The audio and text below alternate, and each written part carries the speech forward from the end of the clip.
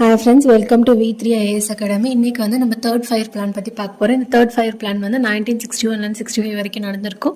ஓகேங்களா? இது வந்து மெயினாக என்ன பேஸ் பண்ணி இருந்திருக்கும் அப்படின்னு பார்த்தீங்கன்னா கட்கில் யோஜனா. அதாவது என்னென்னா self reliant and economic stability வந்து அக்ரிகல்ச்சர் இண்டஸ்ட்ரி மூலியமாக கிடைக்கணும். நமக்கு தேவையானது வந்து அக்ரிகல்ச்சர் இண்டஸ்ட்ரி மூலியமாக நம்ம டெவலப் பண்ணி நமக்கு தேவையானது நம்மளே உற்பத்தி பண்ணி நம்மளே வந்து யூஸ் பண்ணிக்கிற மாதிரி இருக்கணும் அப்படிங்கிறது தான் மெயினாக இருந்திருக்கும். ஓகேங்களா?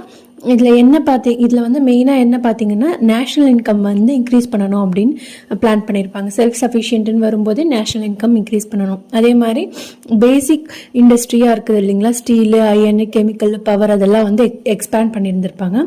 அதுக்கப்புறம் இதில் மெயினாக என்ன பண்ணியிருப்பாங்க இந்த டயத்துலன்னு பார்த்தீங்கன்னா பஞ்சாயத் ராஜ் சிஸ்டம் வந்து லோக்கல் செல்ஃப் கவர்மெண்ட்காக கொண்டு வந்திருப்பாங்க. அதுக்கப்புறம் ஸ்டேட் எலக்ட்ரிசிட்டி போர்டு வந்து அதில் டெவலப் பண்ணியிருந்திருப்பாங்க.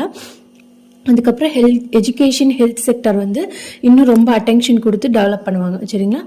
ஆனால் டார்கெட் வந்து 5.6% வச்சுருப்பாங்க. பட் அச்சீவ் பண்ணது வந்து ஓன்லி 2.8% பண்ணியிருப்பாங்க. ஏன் அப்படின்னு பார்த்தீங்கன்னா 3 ரீசன் இருக்கும். ஃபர்ஸ்ட் ரீசன் வந்து இண்டோ சைனா வார். அந்த டயத்தில் வந்து இந்தியாவுக்கும் சைனாக்கும் நடந்த வார் 1962 நடந்திருக்கும். அதுக்கு அடுத்தது வந்து இந்தியாவுக்கும் பாகிஸ்தானுக்கும் நடந்த வார் 1965 நடந்திருக்கும்.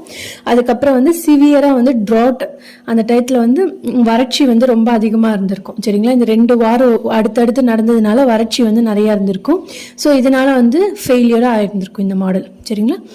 ஓகே, நெக்ஸ்ட் இருக்கிறது நம்ம நெக்ஸ்ட் பார்க்கலாம். நெக்ஸ்ட் வர வீடியோஸில் பார்க்கலாம். தேங்க்யூ. சப்ஸ்கிரைப் பண்ணிக்கோங்க, லைக் பண்ணிவிட்டு ஷேர் பண்ணுங்கள்.